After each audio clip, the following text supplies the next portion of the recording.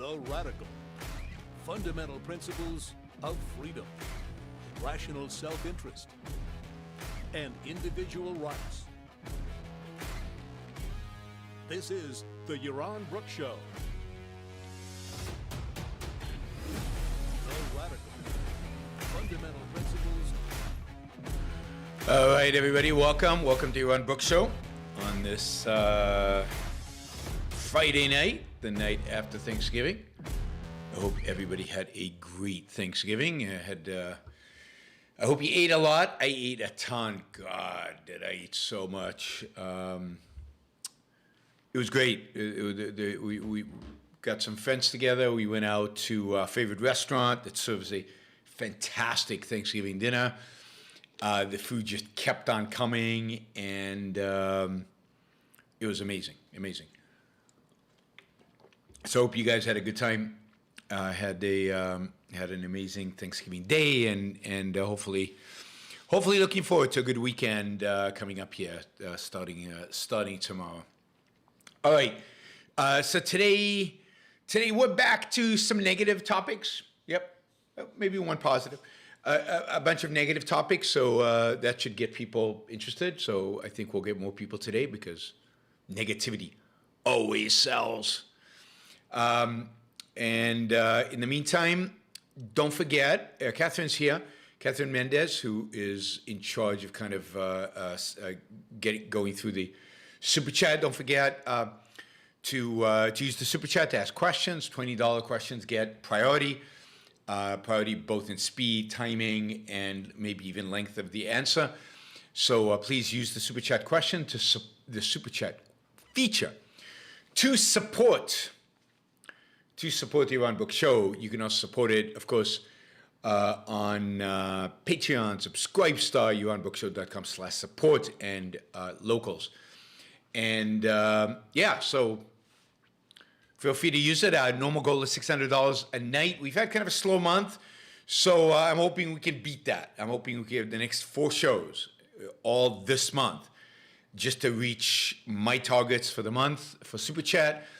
We need to have some good Super Chat fundraising shows over the next 4 shows. So hopefully we can do that.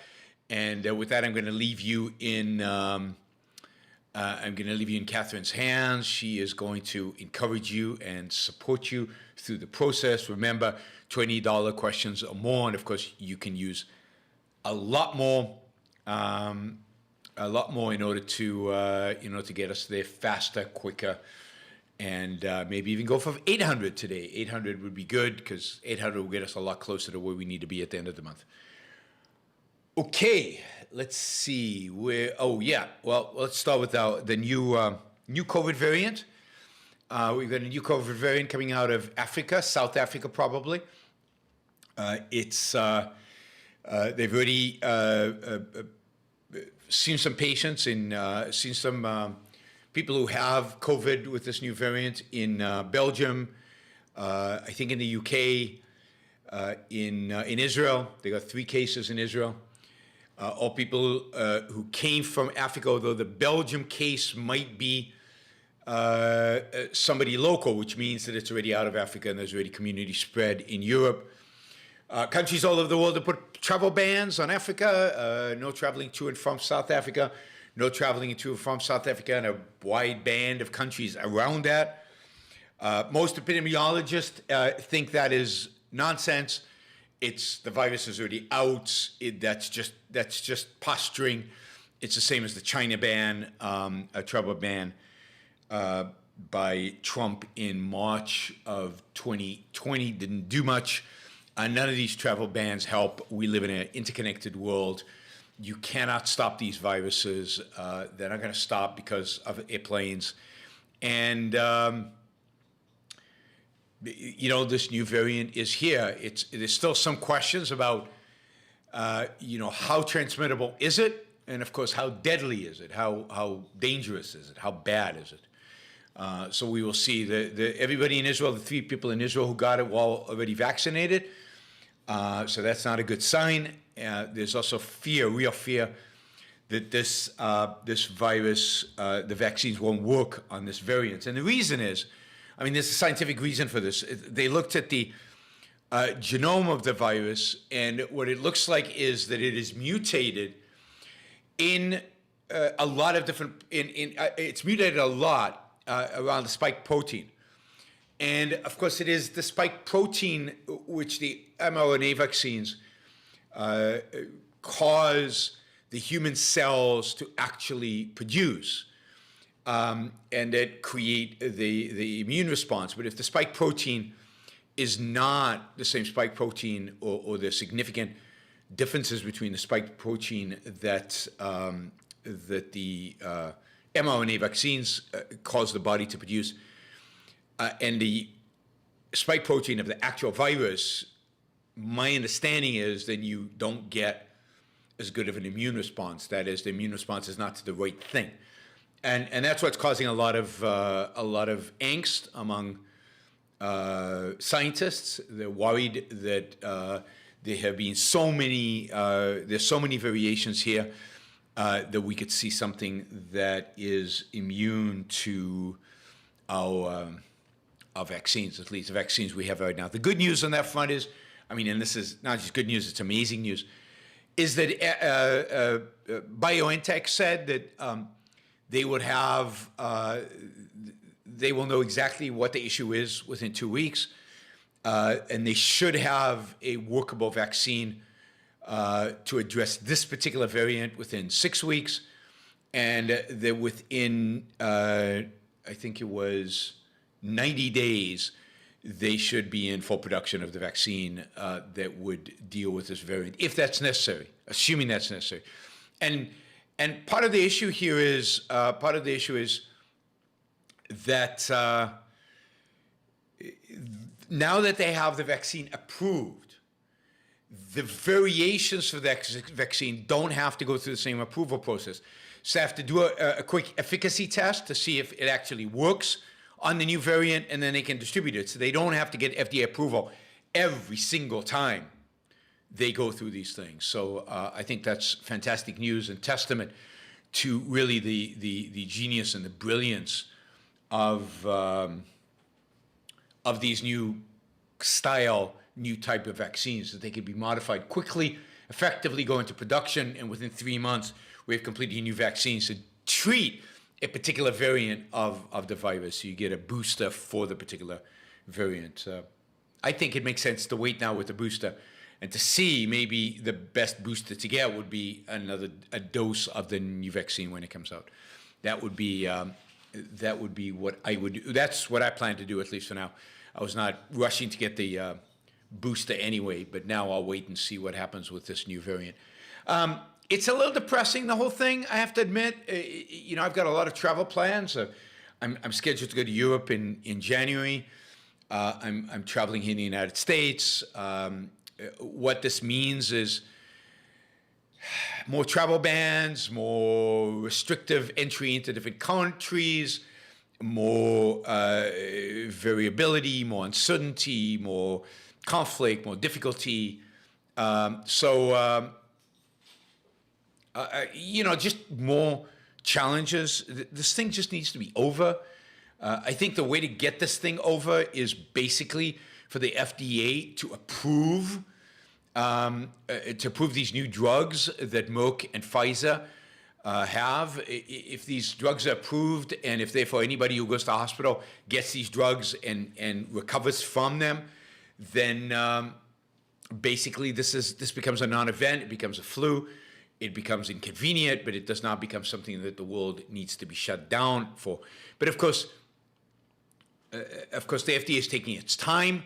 It's funny. I don't know if you've heard this one. So the FDA has said to Pfizer about the drug that they have. They said, we're not approving it yet, but this drug is so efficacious, it works so well, that you have to stop all double-blind trials because it's immoral, it's unethical to give people a placebo because this drug works so well, but we're not approving it. So nobody gets it. I mean, that is the mentality of a bureaucrat. the mentality of an unthinker, the mentality of somebody who wants to check the boxes on his rule book, but doesn't really care about human life. If it's so efficacious that it's immoral to run trials with placebos, then it's immoral not to approve the drug for immediate use. But that's what's going on right now. We have two drugs, incredibly efficacious coming out of trials. It looks like they basically reduced death to close to zero. And reduced death rates to close to zero, and yet FDA is sitting on its hands with regard to both drugs. Anyway, I will have Amish Adalja on in a few days, hopefully. I need to coordinate with him and find out a good deal for him, probably next week sometime, to talk about the new variant. Hopefully we'll know more about it by then. And let's hope that it's less deadly, less contagious, and it's just an insignificant event. That would be very, very cool. Although everybody I'm reading, all the scientists I'm reading, are suggesting that indeed is not the case. And those of you who poo-poo these new variants and think this is all just, I mean, there are real scientists out there making real effort to try to understand this disease and try to save us from it and try to provide us with cures for it. And this is real. People above a certain age certainly are dying from it. While I don't think this is an excuse to shut anything down, it is, I think it is wrong to ignore. What if a variant actually developed that affected young people? What if a variant developed that was actually much more deadly than what we've seen so far? You got to respect the scientists at the front line of this that are actually trying to figure this out and trying to deal with it, trying to look at every variant and see what it actually means and what it actually does. So it's sad. All right, Liam, thank you. That's a great way to start the evening. Although nobody has followed you up, Liam just gave $100. So there's Dean. Thank you, Dean. And we'll get to that. Let me see. Let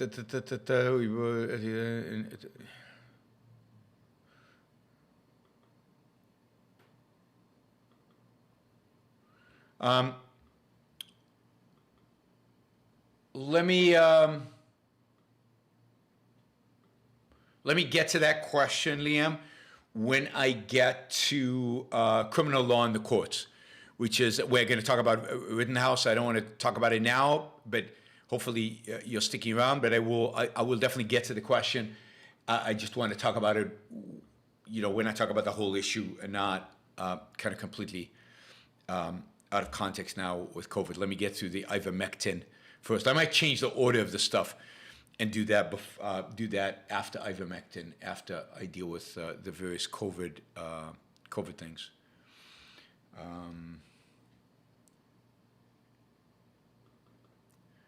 Let's see. Oh, stuff. Okay, Ali. Okay, we're gonna talk about Ivermectin now. So I'm gonna save your question for a few minutes. I'm gonna say what I have to say about Ivermectin. Then I'll read your question, and then address whatever content is there. All right. So let's talk about Ivermectin, and the reason I'm talking about this is not that I, in a first-handed way, know anything, have discovered anything new or have. I've been skeptical for a long time of Ivermectin, primarily because I thought that a lot of very knowledgeable doctors dismissed it. But I've been open to the possibility and waiting for big trials, particularly big trials done scientifically to let us know what it appears the efficacy of Ivermectin is. But one of my favorite Substacks, as I think you guys know, is the Substack of Astral Codex 10. Astral Codex 10. I encourage everybody to sign up for the Substack. I think he's terrific.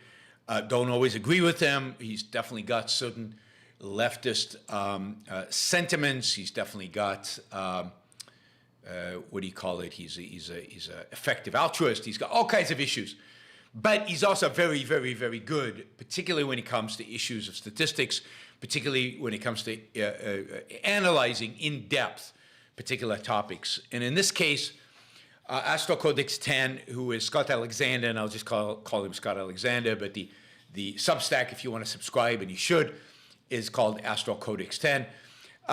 Scott Alexander has written a 10,000-word essay. I think it's 10,000. It's really, really long on ivermectin, and I actually read it. And it's really well written, and it's really interesting. And I thought I would share with you kind of the highlights from this essay about ivermectin, and because I think it's really, really, really cool. Anyway,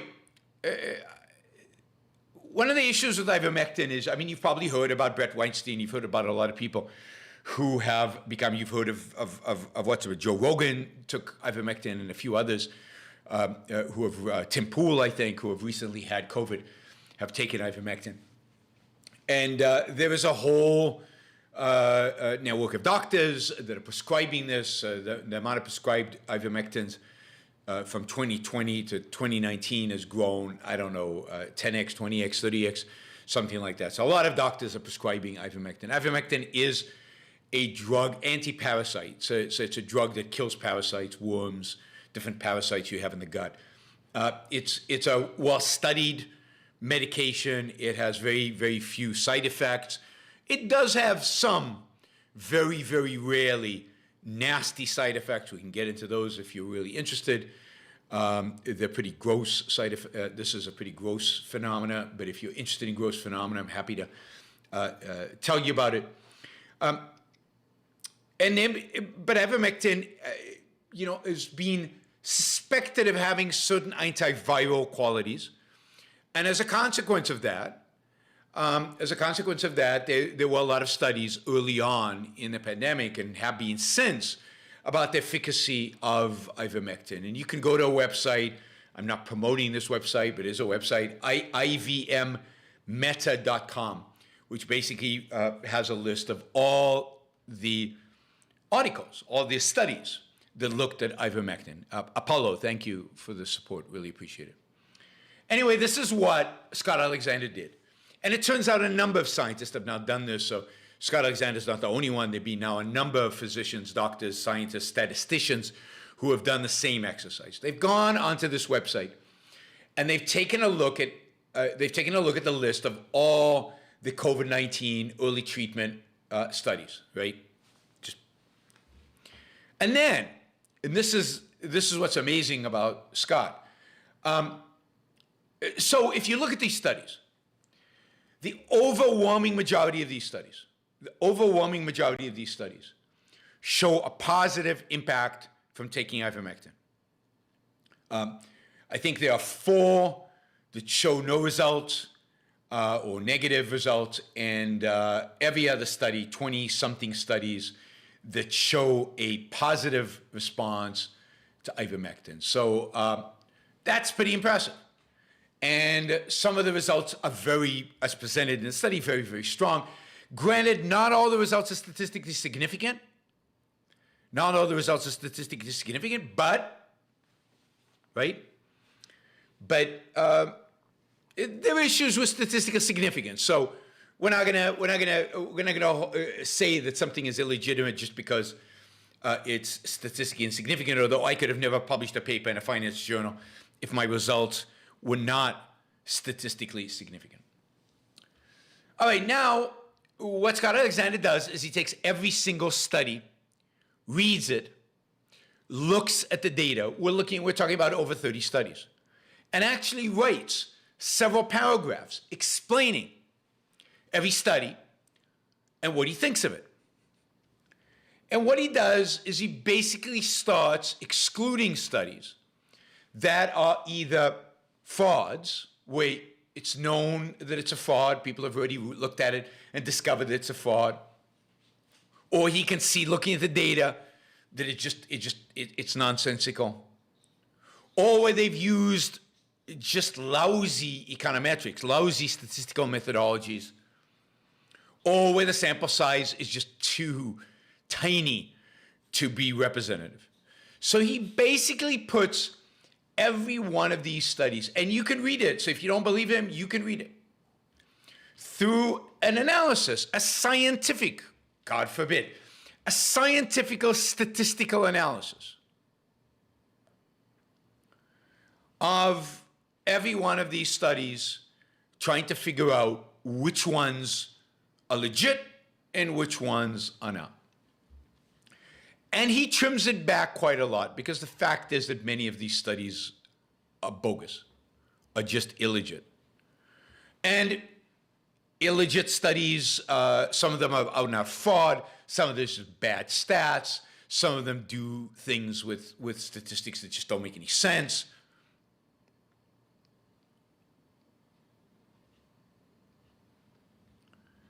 And he covers every one, and he explains it, and he gives graphs and charts, and he gives tables, and he does an amazing job. I mean, I read through not every single one of these, but through most of them, and it's impressive. And, you know, I've said this in the past about Scott Alexander, irrespective of the ivermectin, before this, that he knows his statistics. He knows how to evaluate statistics.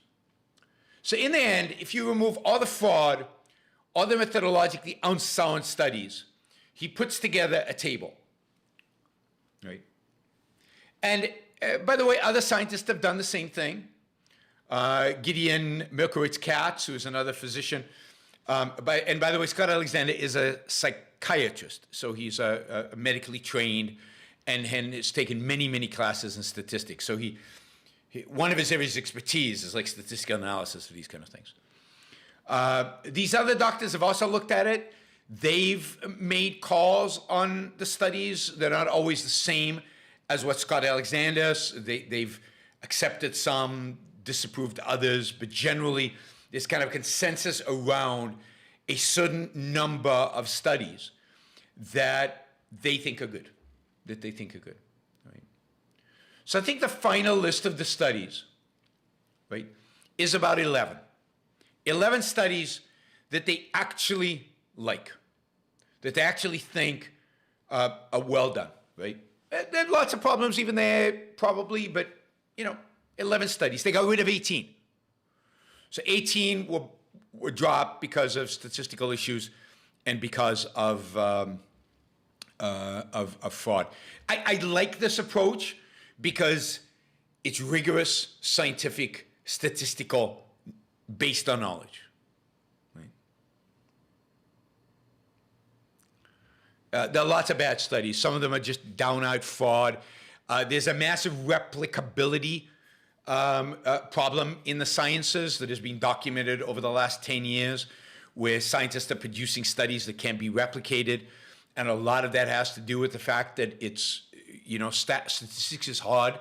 Doctors might be good doctors, scientists might be good scientists, but they don't know statistics, or they use them inappropriately. They use them badly. A lot of the studies, as we'll get to, most of the studies of ivermectin were done in the third world. And many of the scientists, you know, maybe not that good, maybe in order to get published need to embellish their results, but this is pretty typical. If you look at any area, if you look at, this is why, you know, every month you get a study that says this diet is better, this food is better, don't eat this, oh, you must eat this, you know, all of these things. It's because this stuff is hard. Designing medical studies is really, really, really hard. And doing it right is really, really, really hard.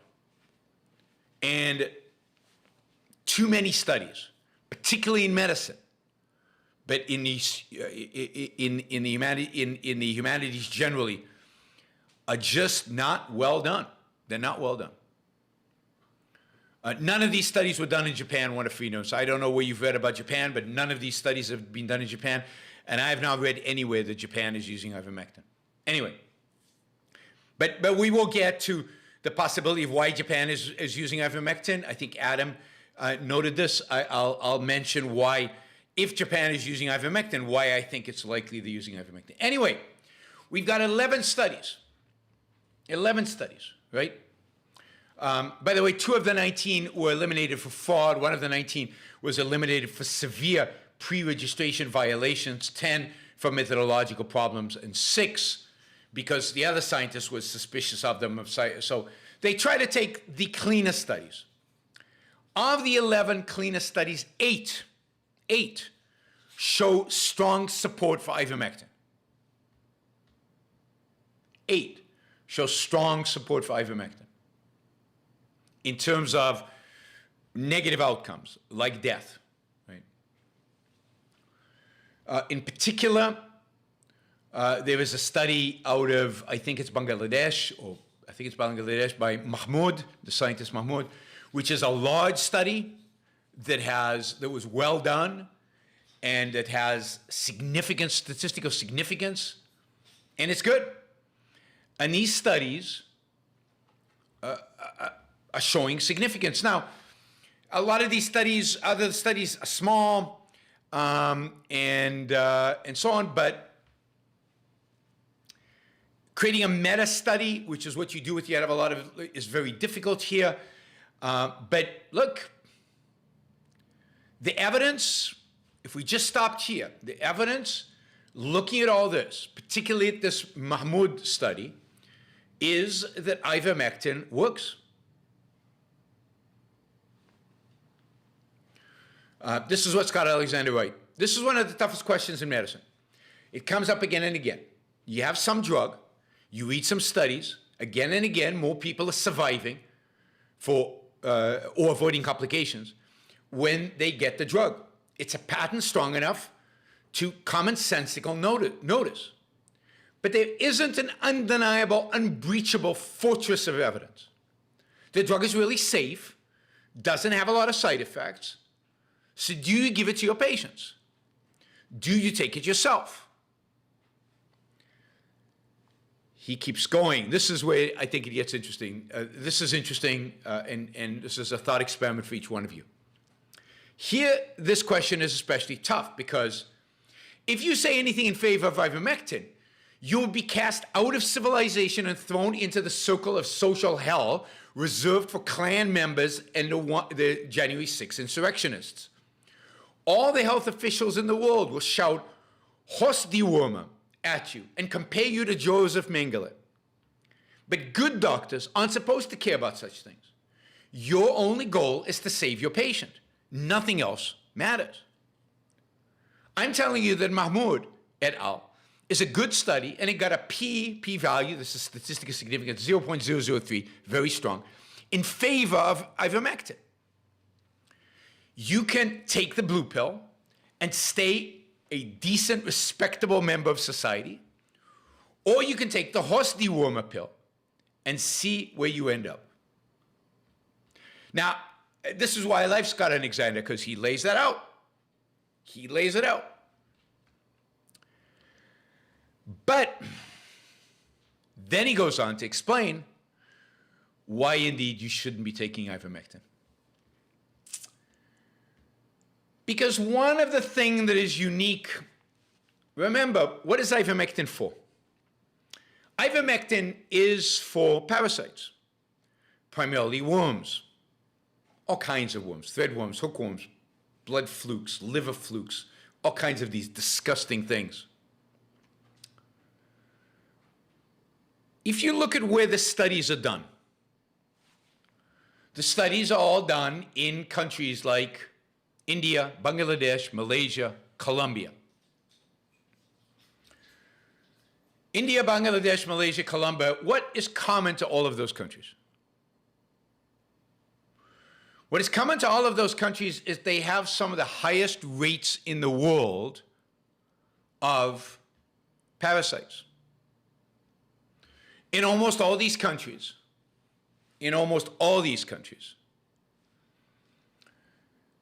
something like anywhere between a third to half the population have some kind of parasite in their guts. And it's interesting that all the studies in countries where parasites are high, and by the way, this is where Wonder Freeman, I would include Japan, where they eat a lot of sushi. Sushi has parasites. You don't want to look under a microscope before you eat that sushi, where there's a high level of parasites in the food. And this is why Japan is taking ivermectin. All the studies where parasites in the gut are high are the studies that show efficacy for ivermectin.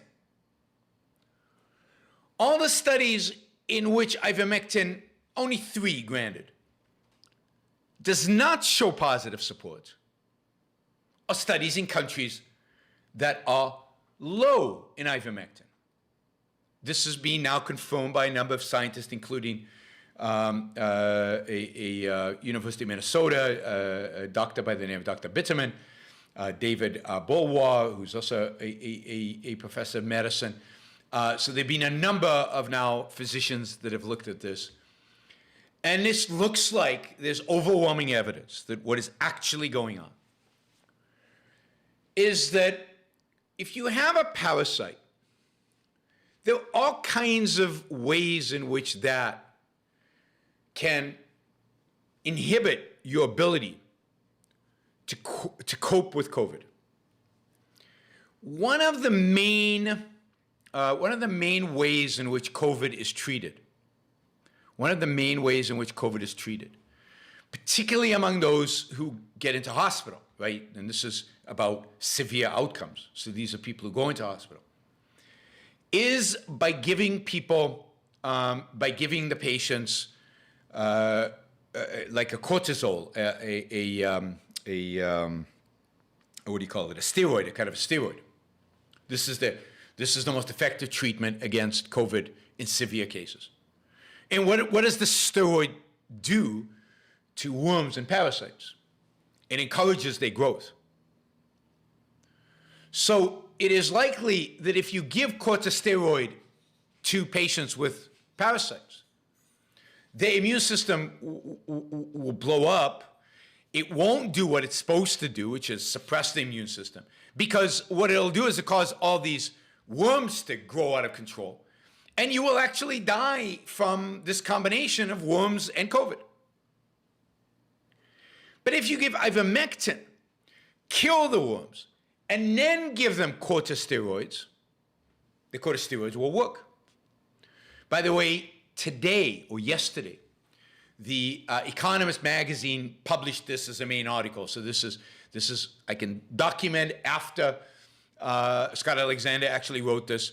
But Jonathan, thank you for the support. Really appreciate it. So you can find the headline of the Economist magazine is "Ivermectin may help COVID-19 patients, but only those with worms." So if you have a parasite, if you have a worm in your body, then yes, absolutely take ivermectin. Then get the conventional treatment for COVID. But if you don't have worms, then it's still the case that there is no significant evidence, no statistically significant evidence. And I know a lot of people have made arguments against this argument. I've already read some of them. Scott Alexander's answered most of those. But there is no significant evidence to support the use of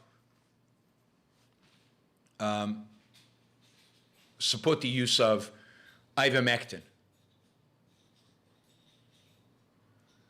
So I wouldn't take it.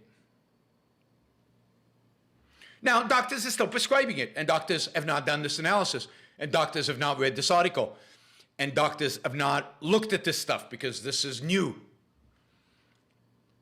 I'd love to see those doctors actually read through this and then evaluate it. There are lots of doctors who give lots of things that are useless to lots of patients. I don't know that Joe Rogan has a good doctor, bad doctor, mediocre doctor. I have no clue. I'm not saying Joe Rogan had worms. I'm saying Joe Rogan was treated as if he had worms. Now, Scott Alexander says, look, I still think there's some probability that ivermectin does work. It's low. He thinks less than 10%. There's probably a less than 10% probability that a lot of things work. By the way, one of the things that is true, I think, of Joe Rogan is he didn't just take ivermectin. He took a whole cocktail of things, a whole assembly of things. And this is another article also by Scott Alexander that I thought was really cool. He calls this Pascalian medicine. So let's say, you know Pascal's wager? Pascal's wager is basically, Pascal said, you know, I choose to live as a Christian because this is the deal, right? I don't know if God exists or not. But if he exists, then if I don't live as a Christian, I'm going to be in hell for an eternity. If he doesn't exist, I lived as a Christian. It's not that bad.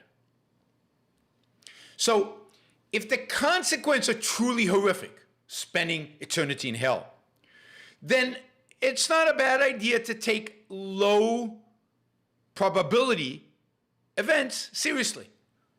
Become a Christian. The probability that there really is a God is low. But if there is one, the consequences are so horrific. So there's evidence to suggest that vitamin D might help COVID. Although, again, it's probably less than 25% probability that it does, again, according to Scott Alexander. Ivermectin, less than 10% probability. But there's also zinc. Zinc, at least Alexander thinks, there's a significant higher probability that it is actually good for you. And there are a number of different things. So you could say as a doctor, you know, why not take a bunch of things that have a very low probability of being successful? Maybe one of them helps. What the hell, right? All of them are well studied. All of them have moderate side effects.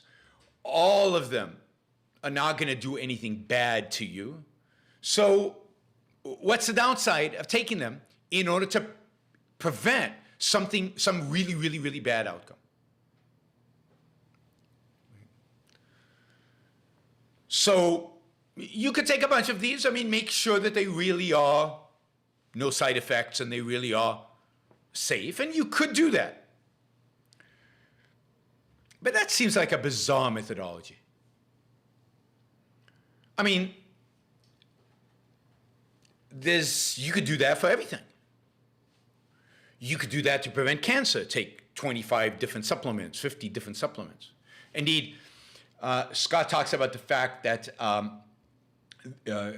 what is his name? Ray Kurzweil, who's a futurist. He used to take 250 different supplements every day. I used to have a friend who every meal used to take a bunch of supplements. And this is his reasoning. He said, I don't know if they all work. My guess is a significant number of the supplements I'm taking here is shortening my life. And another significant is lengthening my life. And my hope is that more of them are lengthening my life than shortening my life. And that on net, my life is being extended. Kurzweil used to take 250 different supplements every day. Then he realized that was excessive, so he cut it down to only 100.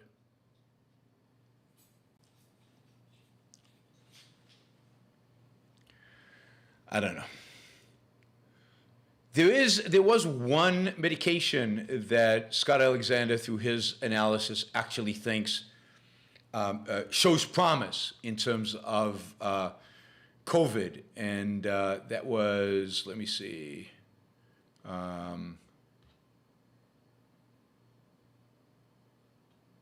Yeah, one of the advantages of taking a bunch of them is one of them might actually be good, might actually work. Let me see, where's the one that I'm trying to look for the one that he actually thinks is better. But I mean, you can find this on his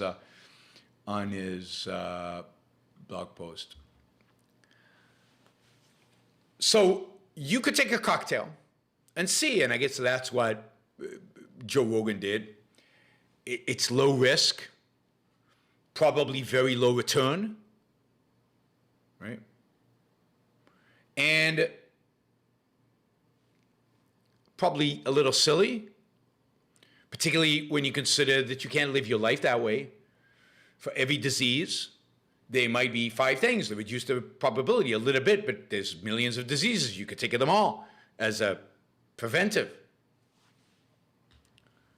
On the other hand, Pfizer and Merck now have drugs that actually work, that have been tested, that actually show results, that we don't have to speculate about. And that's science. That's what we actually want to move. It's interesting, Yaron is deliberately ignoring the Israeli study done by Schwartz that showed increased virus clearing by taking ivermectin. Yes, but that was not done on patients. It was not done with a control group. It was shown theoretically that you would see a virus clearance, and that's why I said ivermectin showed some antiviral qualities. That's why they did tests with real human beings with control studies. I've tried to look up Dr. Eli Schwartz because I assumed that he did some follow-up studies. The fact that he did not or has not published any follow-up studies, because he did those studies a year ago, over a year ago, well over a year ago. The fact that he has not done any follow-up studies, that he's not done, that he's not published anything, that he's not promoted anything, suggests to me that he probably tried and didn't get the results he was anticipated. Remember that a lot of studies are not going to be published because they don't have results. That is, it's boring to publish a study that says, nah, we didn't find anything. And I think a lot of scientists give up if they see that they're not discovering anything, they give up on it. So I find it interesting that in the comments you always assume that there's some malicious or weird reason why I'm ignoring something or not doing something. I can't cover everything, and I'm trying to cover as much as I can. And believe me that I wouldn't be talking about this, because I haven't talked about ivermectin much in the past, unless I'd done some reading and looked at different places, and I read all the comments criticizing Scott Alexander from doctors and from ivermectin fans, and Brett Weinstein tweeted about it, and so on.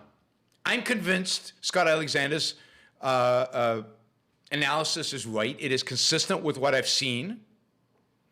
It was not done, and it was not published as an actual study. So, but that's fine. I mean, you guys can believe what you want. I'm not here to convince you.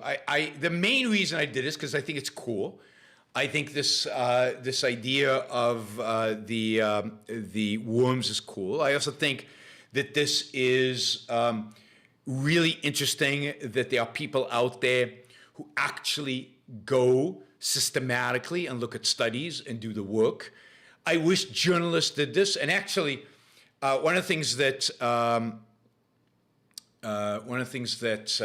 Scott Alexander says is he was contacted by a journalist, and they talked, and he told her about all the stuff that he discovered, and she said, yeah, we know that. And he said, well, why don't you publish it? She said, yeah, people don't want to read that stuff. My editor wouldn't let me publish it. But there are thoughtful people out there doing thoughtful research. There's a reason why somebody like Amish Adalja would not prescribe ivermectin. I trust Amish more than I trust many of these doctors out there who are prescribing it. And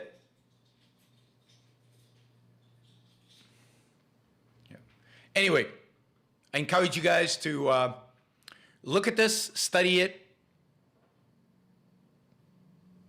There's a lot of different things that supposedly study. If you go to this website, the ivermectin website that I mentioned in the beginning, you'll find 40 different things.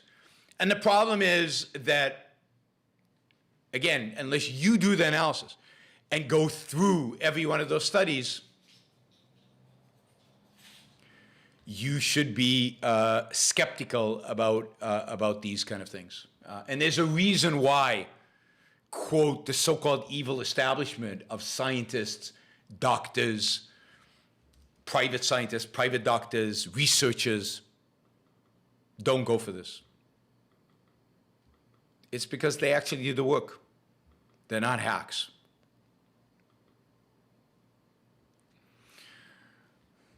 Ivermectin is not commonly used in Israel for treating COVID.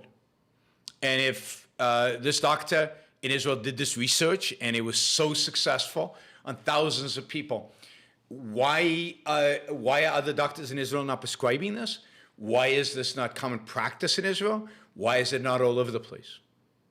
Almost nobody in Israel gives out ivermectin. My father is a doctor in Israel, right? A physician in Israel. It's not used by people. It's not. Ivermectin is approved so doctors can prescribe it, but it's not a common practice in Israel, in spite of the fact that Schwartz is doing this. Again, the evidence is just not there. If the evidence was there, it would be used.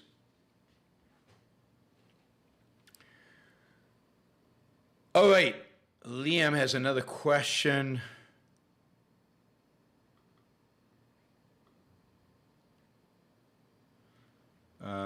Let's see. Okay, let me see if I have any. Yes, Ali says, I think ivermectin was a way for some unpopular YouTube and scientists to gain popularity. The plan was to start talking about it and victimize themselves when they get banned like Brett Weinstein. It's so sad that they don't have original content. I don't know if I agree with you, Ali. I don't think that's the case. I think many of these people believe in this stuff. I think many of these people are being captured by their own passion and rhetoric. I don't think it's a ploy just to attract attention, not from somebody like Brett Weinstein, who already had a lot of attention. I just don't see it. Maybe I'm just not so cynical about these people. I think, let me just say, statistics is hard. Oh, so I'm reading Steven Pinker's book called Rationality. And a lot of the time he's spending on statistical fallacies and how to read statistics properly, right? And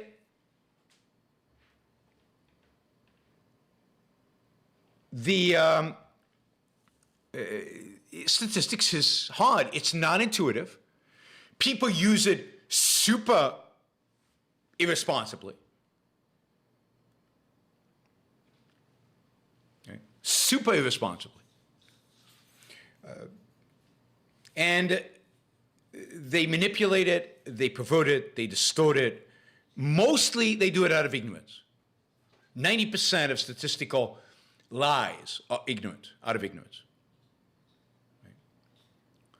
Why did Israel see another wave after all the shots? I mean, that's simple. It's not hard to figure out. It's because Israel was the first one to get the shots. The shots, the efficacy of the vaccine starts dissipating after 5 months. Israel hit the 6 months after the vaccines, and they got a spike.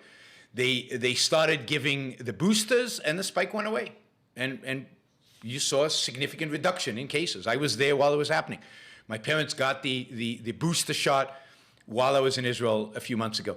And the spike went down after that.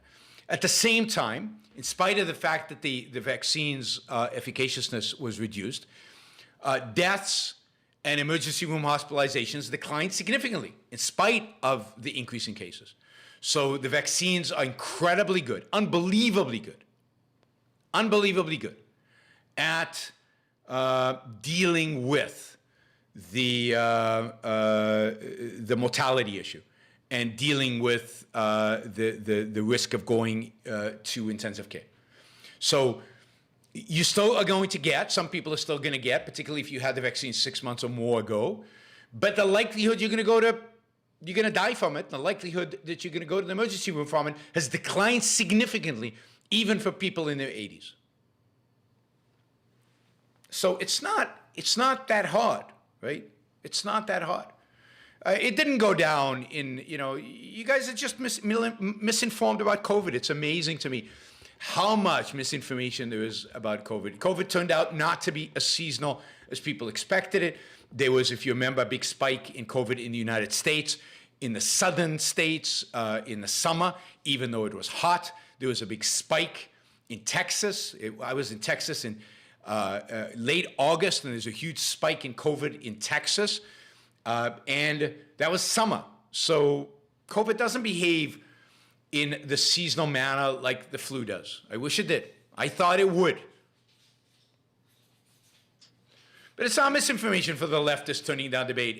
It's information from scientists that some of you don't want to accept. And that's okay. It's your life. You can stay confused and you can stay misinformed. But if you actually read the science, and you can find the science that's available out there, not on the kind of websites that you guys go to, but on some of the websites, it's great.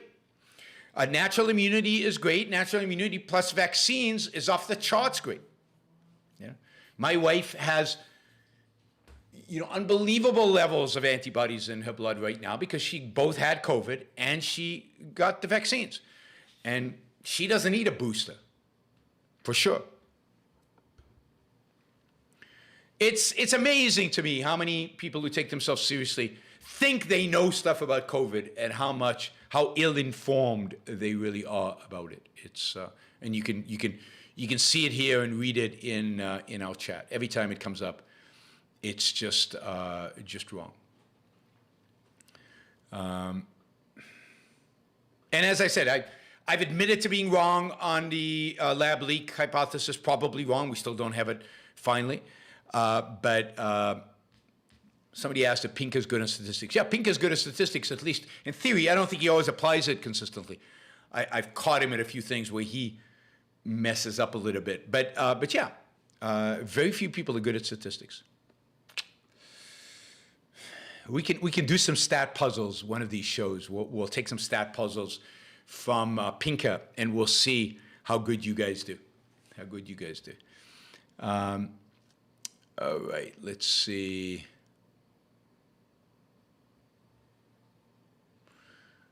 Let's see. Okay.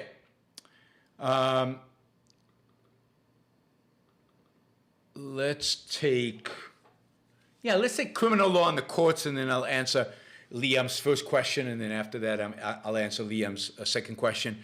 I'll just mention that we're about $240 from the goal, so let's make sure that we achieve the goal this time. So we had two cases in the last couple of weeks in our criminal law court cases.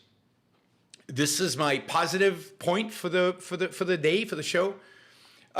In both cases, I think the juries came to the right conclusion. I think in both cases, the criminal law system worked and worked well. It's heartening to see that works. One case that went, if you will, politically for supposedly the right. One case that went supposedly for the left. But in neither case was the issue political. In both cases, the issue was the facts and the law. Kyle, in spite of the fact that, as I said, I don't think he's a hero. I don't think he should have been there. I don't think he should have ever been there. I don't think his parents should have allowed him to go. He's still 17. I don't think his family members should have encouraged him to be there. I think they're incredibly irresponsible. But Kyle acted in self-defense. The guy was reaching for his gun. The jury looked at the evidence. They evaluated it. One of the guys he shot actually pointed a gun at him. There's plenty of reasons to think this is self-defense. And yeah, he got the self-defense verdict. So that's great. That is incredibly encouraging to see the legal system actually working. George Floyd did not die of drug overdose. Again, you guys need to stop reading the ridiculous, news sources that are completely and utterly biased. So I think the George Floyd case was litigated correctly. I think the Rittenhouse case was litigated correct. They reached the right conclusion, and I think the Amari case was. I mean, these basically guys just lynched this kid. They stopped him for no reason, out of their general suspicion. They stopped him clearly because he was black. There was no cause for what they did. And they are going to jail for the rest of their lives. And that's great. So overall, I think that we have a real win here. We have a real win here. We have, now, the legal system is not always good. I mean, the classical case is the O.J. Simpson case, where they completely blew it. They completely blew it, right? But it's heartening to see that in spite of the politicization of the world in which we live, cases that appeal to the right or appeal to the left are generally, in most cases, juries do the best job that they can. In the case of, in Georgia, it was an almost all-white jury, and they still convicted the white murderers. It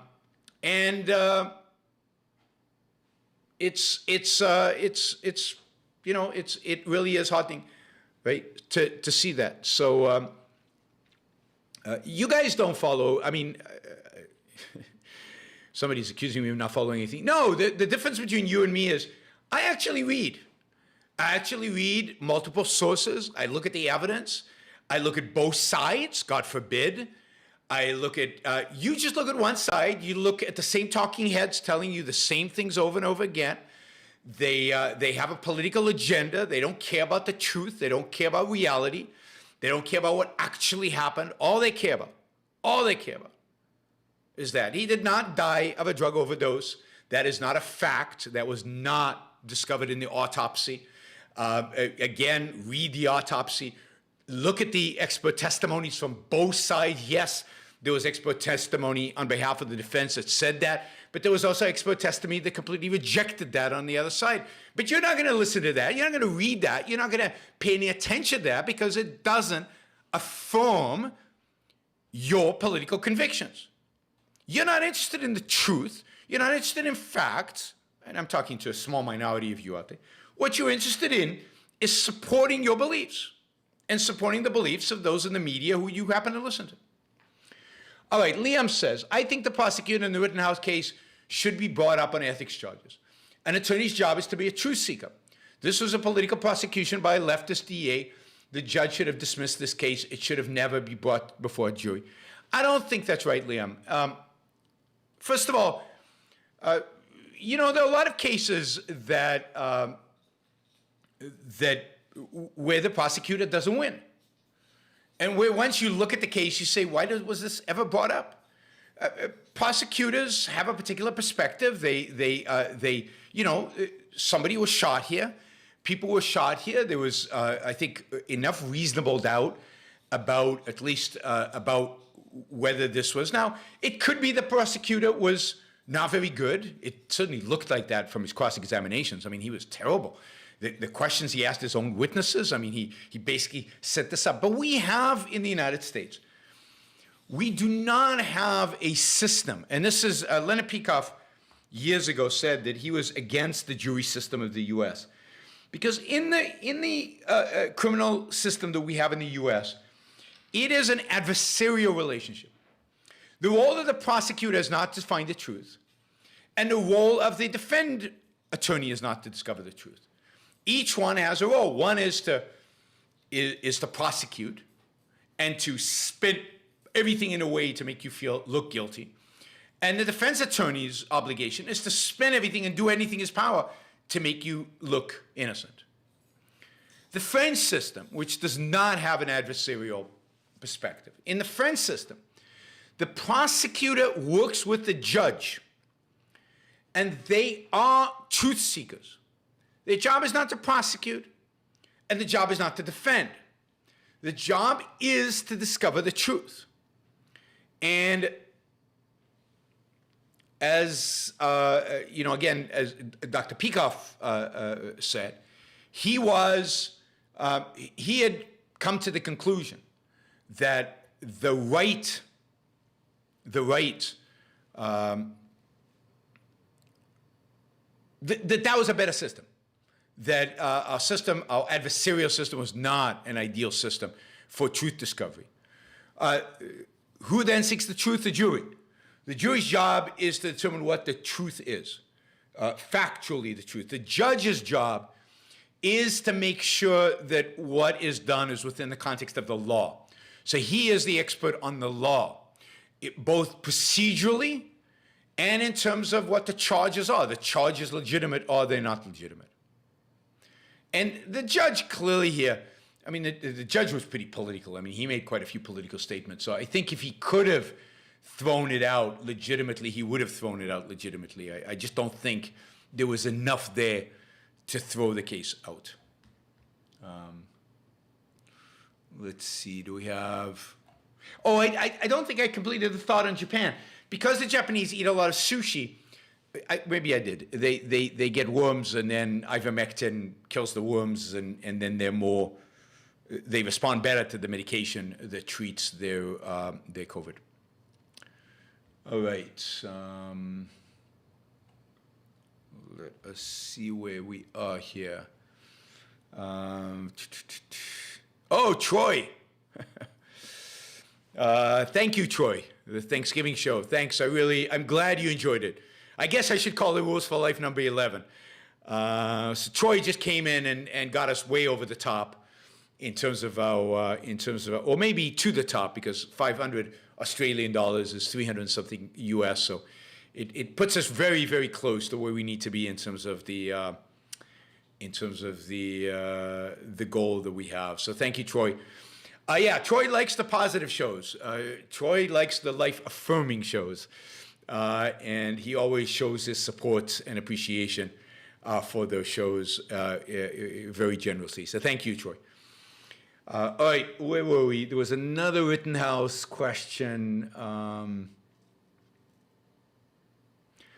John says, keep up the good work. I admit I was somewhat surprised after all the press coverage to see that Rittenhouse could speak in complete sentences. This gives me hope that he might learn from his experience. Yeah, I mean, Rittenhouse has actually come out and said that he fired his original attorneys because he didn't believe in the conspiracy theory around the stolen election. It sounded like he was a supporter not of Donald Trump, but a supporter of what's his name? Who just started a third party. And who was a Democrat. God, I can't remember the names. It's pretty pathetic. But so it looked like Rittenhouse was a lot less flaky than I even thought he was. I still don't think he should have been there. I still don't think 17-year-olds should be patrolling the streets with AR-15s. But he definitely does not seem like the flake that I originally thought he was. Watching him and listening to him. I think it was more that he was just 17 rather than that it was a flake. All right, let's see.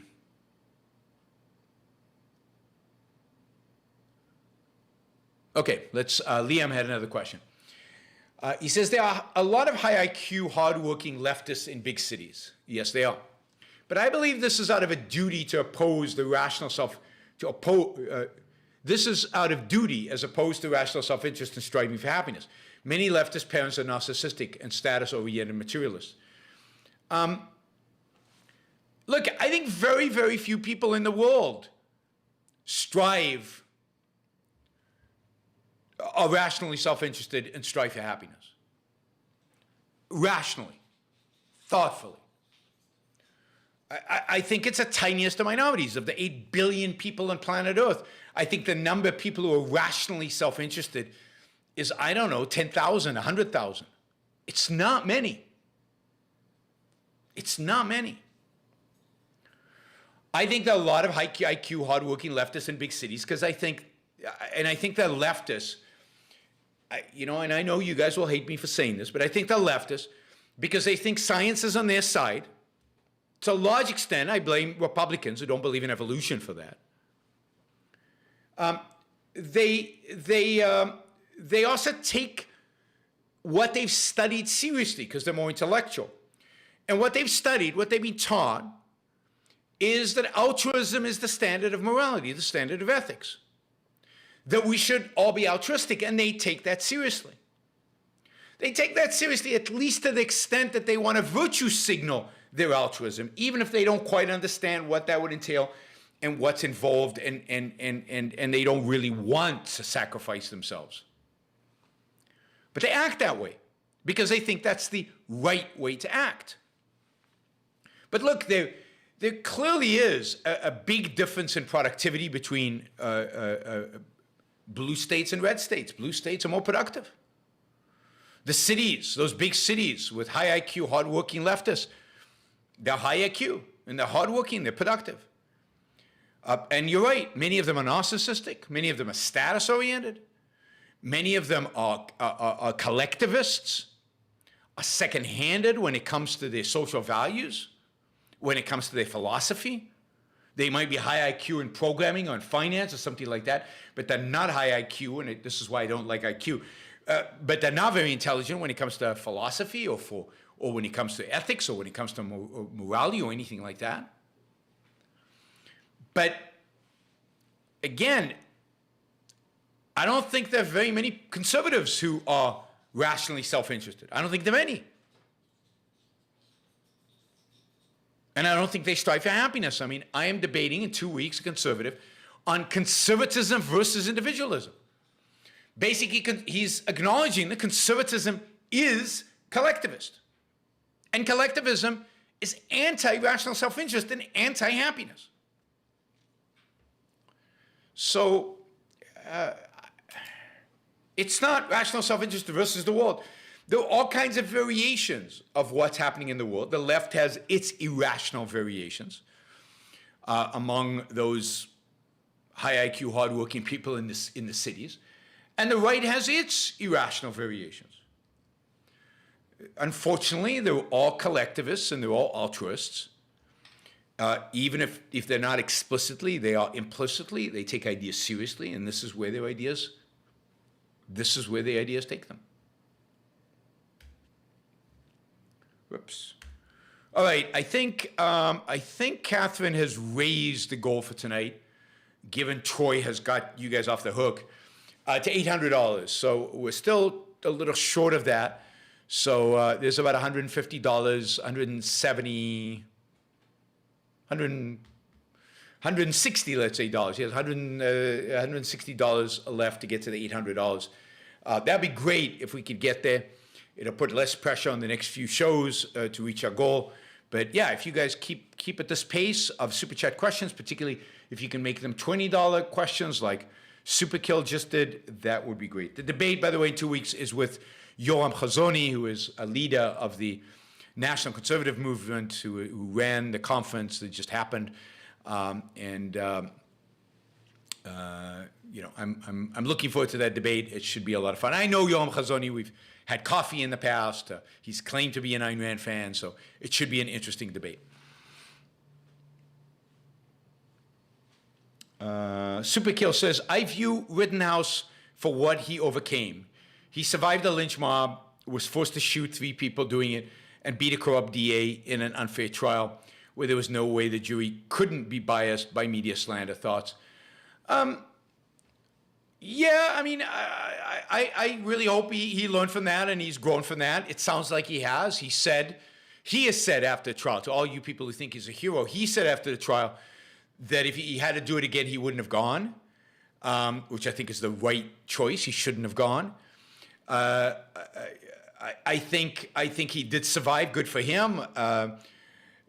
You know, I think the force to shoot 3 people, God, if he was more mature, older and more mature, he wouldn't have been in a position where he had to shoot 3 people.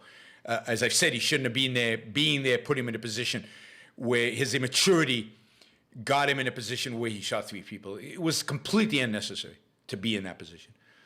And I don't know, I'm not convinced that the DA is as corrupt as you guys think he is. But I think if you actually looked at many criminal cases, you would find a lot more corrupt DAs than this guy.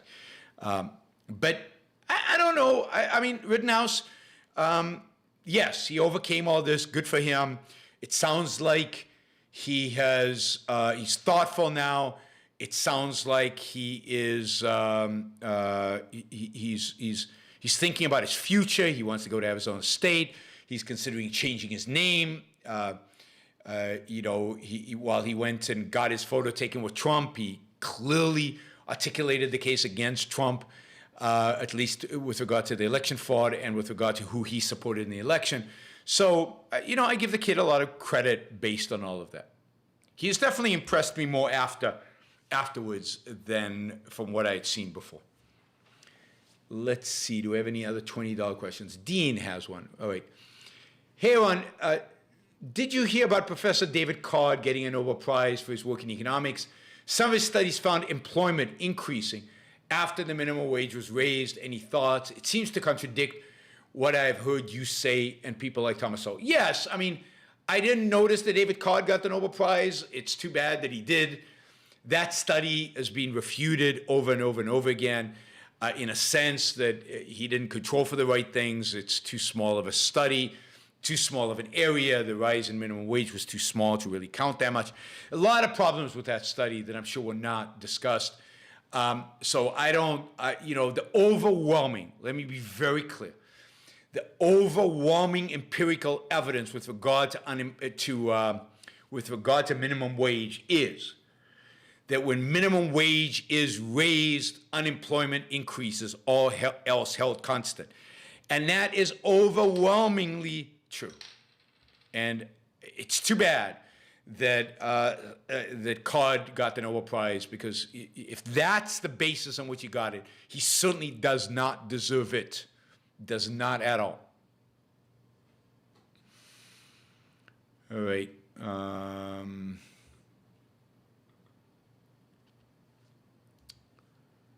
All right, so we are now at, we've got $137 to get to 800. I'm out of $20 questions. I've got a few non-$20 questions. If you have a burning question you'd like to ask, if you'd like to put $20 on it, now's the time to do it. Let's get to the $800 so we can have a little bit of a cushion going into the weekend. I'd appreciate that. So anybody who wants to do that, go for it. Let us answer these questions. Did Ayn Rand ever speak any comments on Muhammad Ali? I don't know. I don't remember. So I don't want to say yes or no because I'm not sure. I'm not sure. I have to ask somebody who's more, I don't know. Ian says, thanks for the great coverage. Some of the people on the chat here make me also as sad as the new Omicron variant does. Yeah, I know, Ian. It's sometimes hard to stay positive, given that these are the people who come and seek me out and listen to the show. And some of this stuff is depressing. Let's see. Only got 3 questions to go. Come on, guys. Super Kill says, how can you give that prosecutor any benefit of doubt? What they did was drone footage was absolutely deceitful and intentional. Yeah, I mean, sorry, I didn't think of that. You're absolutely right. I think there should have been some kind of professional, what do you call it? Professional, I forgot about the drone coverage. There should have been some kind of professional backlash against that. I don't know what you do to prosecutors. I'm sure there's, you can fine them, you can put them in detention, you could do stuff. Yes, that kind of deceit should have been punished, and the judge should have fined them or done something to them. I don't know if he could have dismissed the trial, but he certainly should have done something to the prosecutor based on that deceit, that level of deceit. So yeah, sorry, I blanked out on that one aspect. Liam writes, Gage Gruss, can't pronounce the name, put his hands up because he knew Kyle wasn't an active shooter. Once Kyle lowered the barrel of his weapon, Gage pulled out a handgun and pointed at him. He admitted it on the stand. He seemed like a sociopath. Yeah, I know. He admitted to pointing the gun. Once somebody points a gun at you, shooting them is clear self-defense. So on that one, it was an easy call. on, I think the more challenging one was the first one, and whether that first shooting could have been and should have been avoided. Was there a way for Kyle to get out of that without having shot somebody? But given that the guy was reaching for his gun, given everything that happened, they ruled it self-defense, and I think legitimately. But I think he could have got into a situation where that would have never happened. For example, one of the things you learn in the military is don't, in a situation like that, stay in a group. If there's a number of people with guns, staying in a group together, less likely something like that would happen. There are lots of things that just prevent these kind of things from getting out of hand that young, inexperienced people don't know. And you can't expect them to know. I don't expect Kyle to do a better job, right? I don't expect Kyle to have known what to do. And to, that's why I said 17-year-olds shouldn't be out there. I was a 17-year-old with a gun.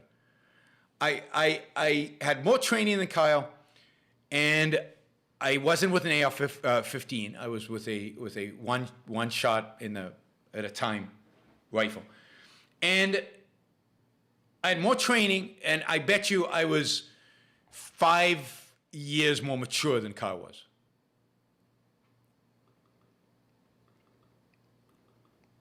Liam says, I just want to say thank you to Yaron. I was a Bernie supporter until I discovered your show and Red Ayn Rand.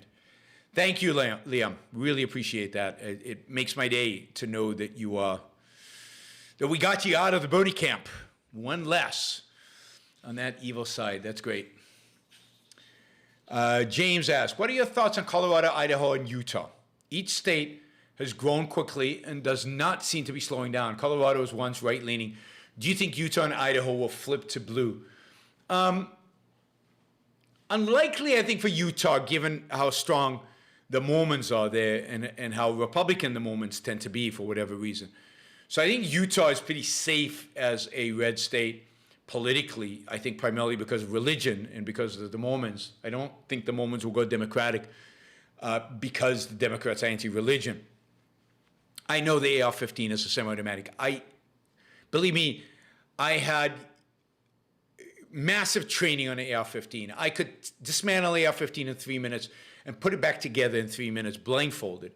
I ran with an AR-15, shot with an AR-15, didn't shoot anybody with the AR-15, but jumped into a tank with an AR-15. AR-15 was attached to my thigh for 9 months. In my 9 months in the tank corps in the Israeli army, basic training with AR-15 or with M16. Basic training might have been M16, and then we get the AR-15 when we got to the tanks. But when I used to go take groups out hiking in Israel when I was 16, 17, I would get a single shot rifle, with a bunch of bullets. And go out with the kids with that, right? Right.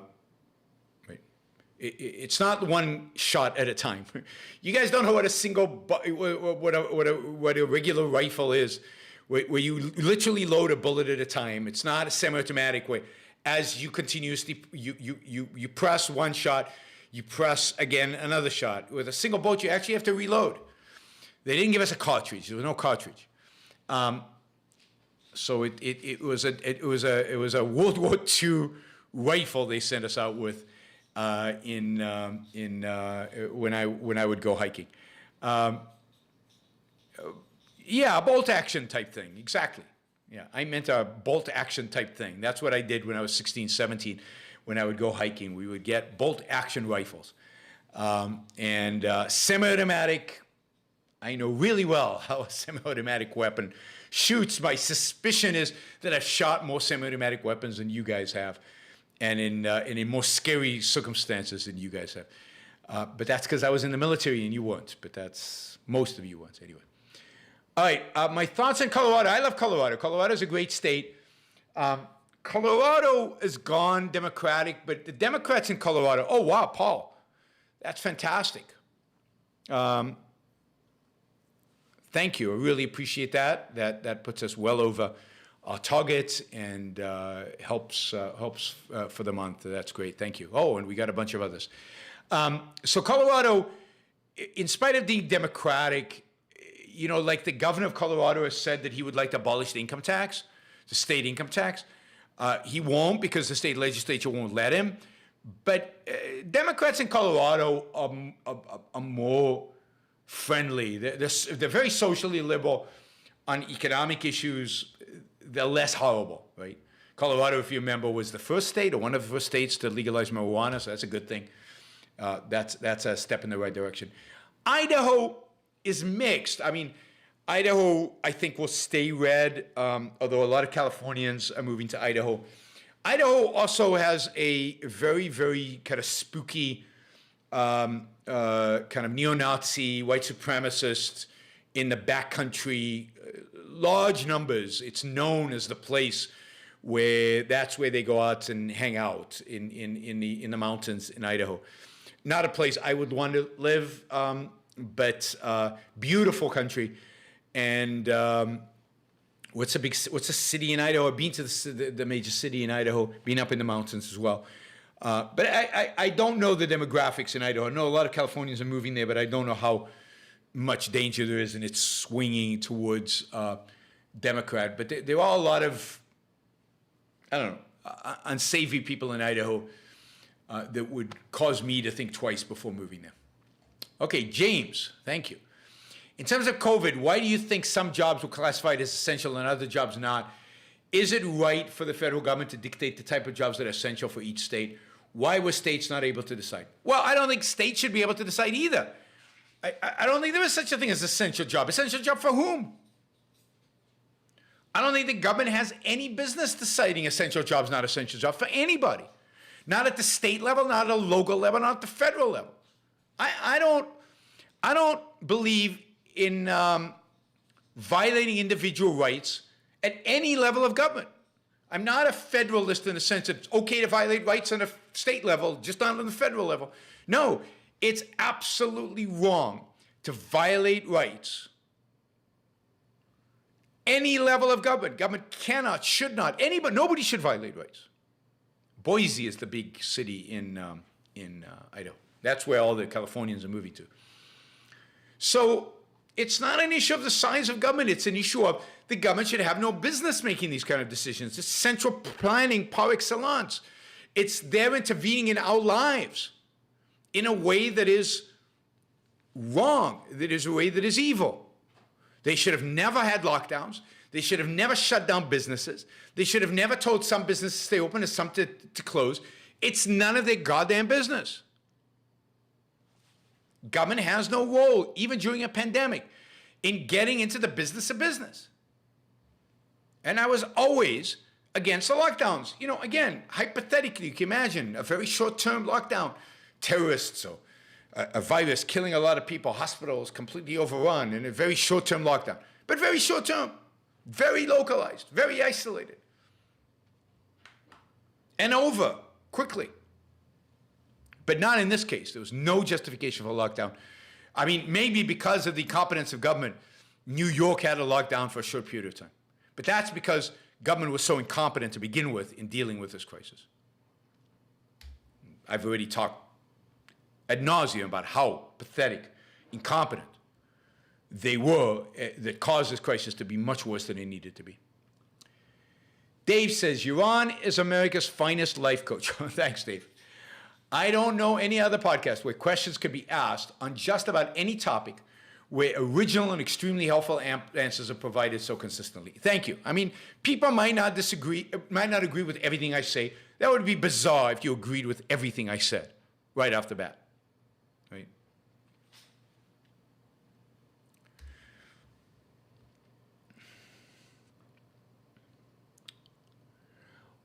Frank asks, are these events problematic for readers? Rourke blowing up Cortland, Rourke's rape in quotes of Dominique, Dagny shooting the security guard.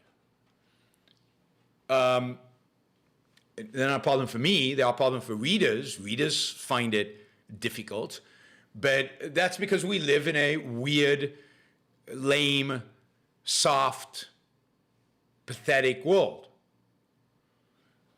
These are novels. These are not prescriptions for how you behave in real life. They are novels, stylized in particular context. Why wouldn't Dagny shoot the security guard? He's the enemy.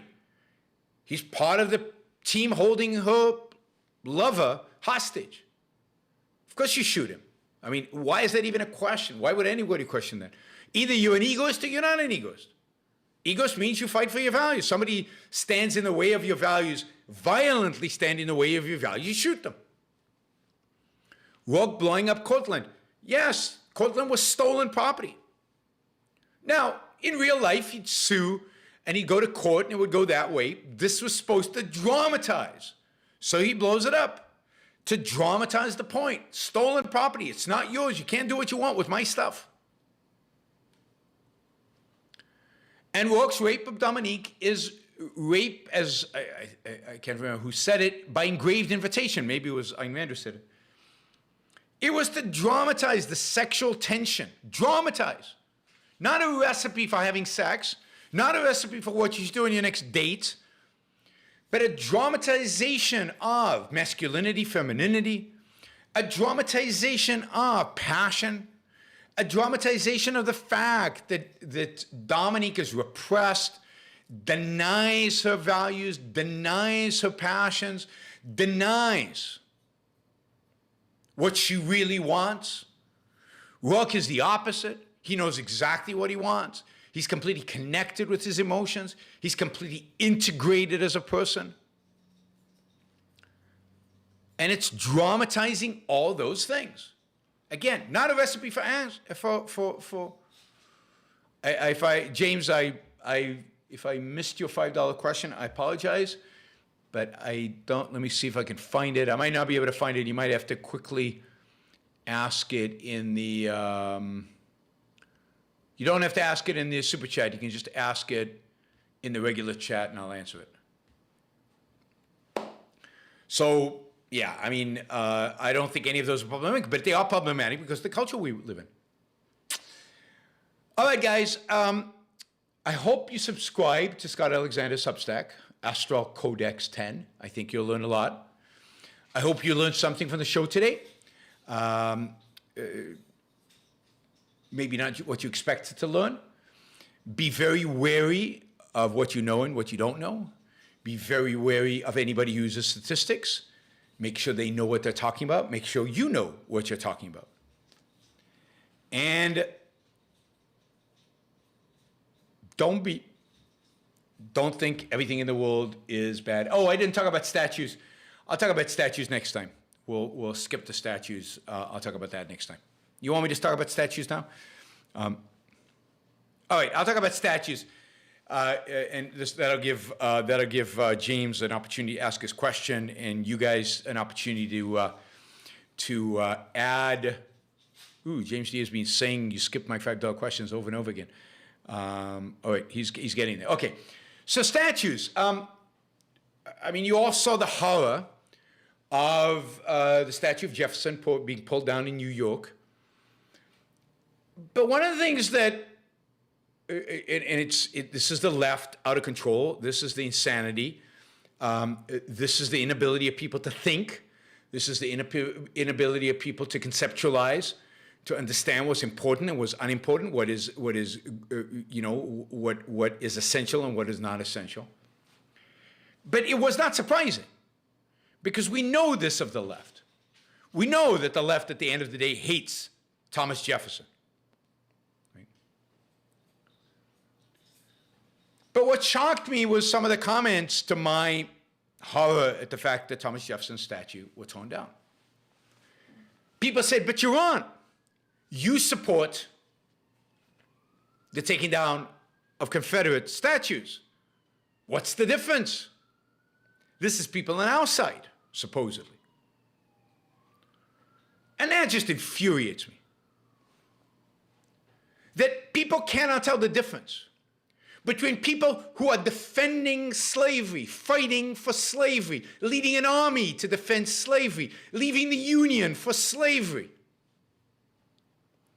going to war for slavery, writing extensively about the virtues of slavery, advocating for expanding slavery to new cities, to new places, to new states. Those people should not be honored with statues. Those statues should be put in museums surrounded by history lessons. The idea behind the statue of General Lee is there's something noble about General Lee. No, there isn't anything noble about General Lee any more than there's something noble about a general who fought for the Nazis but was a good general. I don't want to see a statue of him. He fought for the Nazis. It doesn't matter if he might have been a nice guy. Like, what's his name? Rommel. Every indication is that Rommel was a nice guy and ultimately, towards the end of the war, tried to kill Hitler. But he fought for the Nazis for years. Sorry, no statues for Rommel. No statues for Lee. No statues for Confederate leaders. But Thomas Jefferson is the guy who made the Civil War an historical necessity.